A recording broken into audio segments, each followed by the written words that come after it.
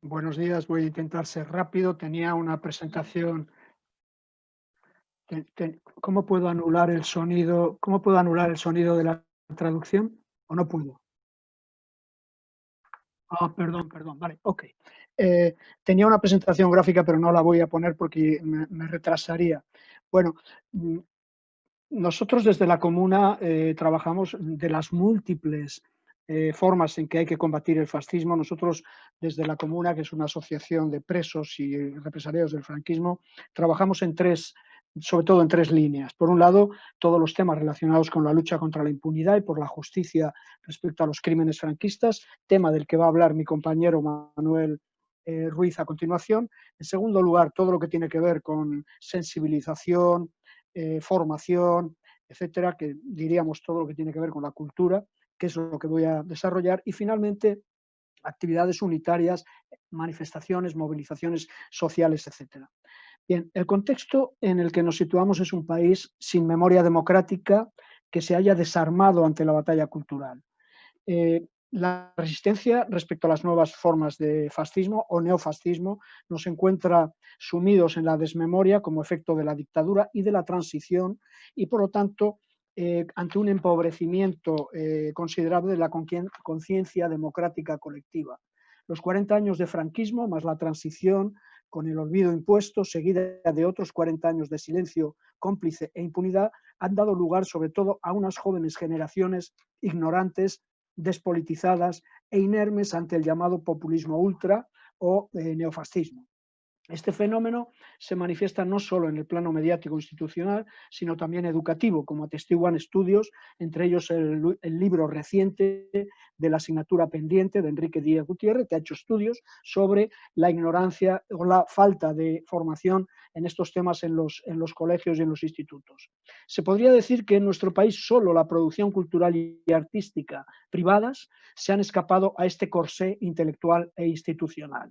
Al mismo tiempo, digamos en paralelo, la derecha aprovecha el vacío oficial en memoria democrática para desplegar su ignorancia y su arrogancia y finalmente recuperar el discurso franquista.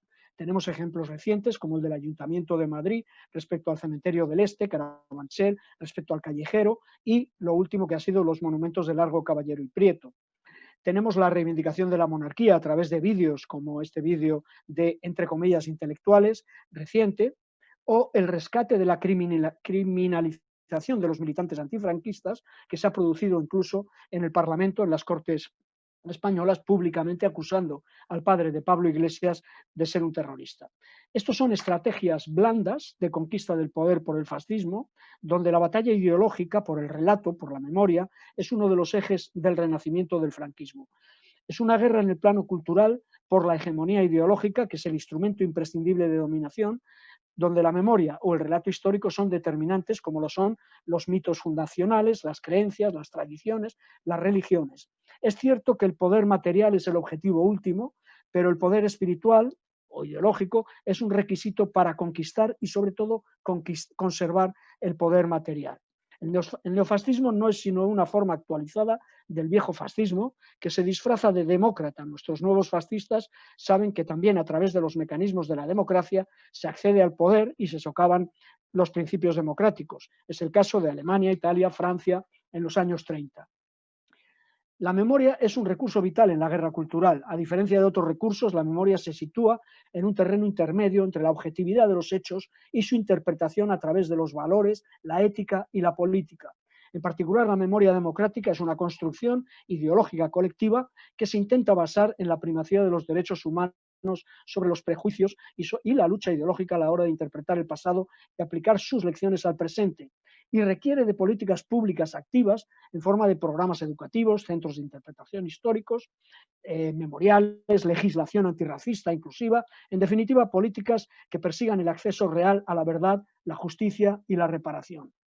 Quiero incursionar brevemente en este tema de los lugares de memoria, que ayer fue mencionado por el secretario de Estado en su presentación, porque pertenezco a una plataforma que lucha por el centro de memoria, de la cárcel de Carabanchel, y creo que el proyecto de ley el anteproyecto de ley que tenemos en este momento en el Parlamento de memoria democrática se queda muy corto. Se queda muy corto porque habla de lugares de memoria, pero lugares de memoria entendidos, en principio, da la impresión como meros hitos, monumentos, y no como auténticos centros de interpretación, de estudio, de análisis y de formación y educación en esta materia. Cito una frase de Irache Momoitio, que es la directora del Museo de la Plaza de Guernica, en una entrevista muy reciente en el diario público.es. Nosotros somos la educación que recibimos, la televisión que vemos o los museos que visitamos. En ese sentido, los museos, los centros de interpretación son lugares de aprendizaje directo y, sin embargo, en nuestra sociedad tenemos museos de historia, museos de arte, museos de la naturaleza, museos de diseño, tecnología, pero no hay museos de la democracia y los derechos humanos. ¿Por qué? Porque a lo mejor eso lo aprendemos de forma natural, de forma, digamos, de forma inspirada por divina, etcétera, etcétera, y sin embargo la historia demuestra que no es así. Esto es, en el caso del Estado español, es un hecho mucho más grave, mucho más claro que en otros países, no solo europeos, sino también latinoamericanos, incluso países asiáticos o africanos. En este sentido, España, y en particular la ciudad de la que yo vengo, de Madrid, es un auténtico páramo. Por ejemplo, citando nuestro caso que nos ocupa, sobre todo en este encuentro, de la desbandá, se ha mencionado en la presentación que hizo Ana Mata esta mañana, la necesidad no solamente de esa exposición que ayer anunció también el secretario de Estado, importante, interesante, una gran exposición que el gobierno planea, parece ser, para el año próximo sobre la desbandá, pero mucho más importante aún, un centro de interpretación de la desbandá, donde podamos conocer todo el avance, todo el desarrollo que ha tenido científico, histórico, etcétera, pero donde también relacionemos los hechos del pasado con el presente, la desbandada del pasado con la masacre de los inmigrantes en el Mediterráneo hoy, que es algo que es un vínculo, hay un vínculo lógico, natural, absolutamente claro, ¿no? Ese centro de interpretación es un centro donde se tiene que educar a las jóvenes generaciones sobre democracia y derechos humanos, que no es algo que está garantizado, como muchos piensan. En Madrid tenemos que los únicos hitos, monumentos, lugares de memoria son del fascismo. Seguimos teniendo el Valle de los Caídos, seguimos teniendo el Arco de la Victoria y ni siquiera hay una mínima resignificación. Cuando uno los visita, cuando uno los ve, no encuentra ninguna explicación democrática desde el punto de vista de los derechos humanos. Bien, acabaré. Nosotros también desde la comuna trabajamos en frente como son las charlas en los institutos, en los colegios, explicamos nuestra experiencia como luchadores antifranquistas y lo relacionamos con la realidad actual de la que ha hablado, por ejemplo, el compañero Cristian Larios hace un momento. Relacionamos nuestra lucha con la lucha de los jóvenes hoy en día contra la ley Mordaza, contra la represión, contra el recorte de libertades. Elaboramos material didáctico, estamos preparando un curso posgrado de especialización en memoria democrática y lucha contra la impunidad que esperamos que se pueda poner en pie ya el próximo año. Hacemos muchísimas publicaciones, tenemos un blog, por ejemplo, en el diario público.es, hacemos actos conmemorativos, por ejemplo, del asesinato de Granado y Delgado, hechos que se han olvidado completamente en nuestra realidad y en nuestra memoria actual.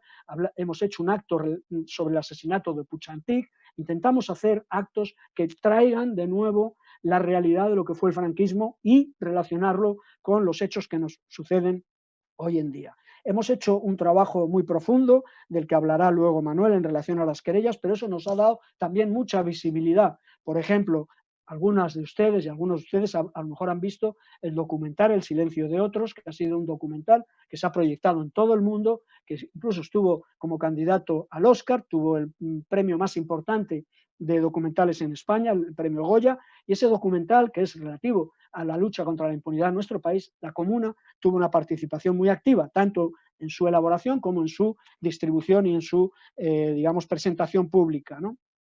Bien, a partir de ahí, nosotros además trabajamos en distintas plataformas de lucha en la calle. Por ejemplo, quiero citar algo que es muy importante en relación a las libertades y a los derechos humanos en nuestro país, que es, por ejemplo, el derecho a decidir En el caso este del pueblo catalán, por ejemplo, donde nosotros, en Madrid, hay una plataforma que lucha contra la opinión pública mayoritaria, que lucha contra los medios de comunicación, que es por la defensa del derecho de autodeterminación, y en eso hemos estado implicados y seguiremos implicados.